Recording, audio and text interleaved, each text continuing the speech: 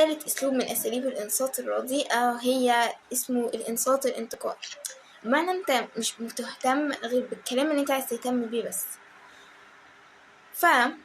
يجي مثلا واحد صاحبك يقولك قد ايه هو شعور وحش انك تكون حاسس انك مهمش وكل الاهتمام لاخوك الموهوب اللي لسه ملتحق بالجيش، فانت كل اللي تسمعه كلمة الجيش، فتقول له فعلا انا كنت بفكر اخش الجيش ده اخر مرة وكان الموضوع شاغل بالي.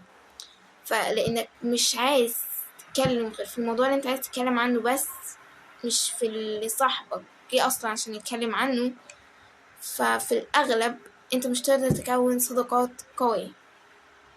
رابع نوع بقى من الاستماع الرديء ما يختلفش كتير عن التالت، اسمه الانصات للكلام.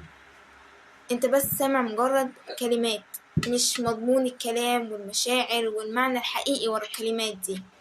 فمثلا تيجي واحدة صاحبتك تقولك ايه رأيك في ملك، فتقولي له والله يا بنت ممتازة، بس لو فعلا كنت سامعة نغمة صوتها وقادرة تسمعي الكلام المعنى ورا الكلام ده، هتلاقيها قصدها تقولك تفتكري ملك بتحبني ولا ايه؟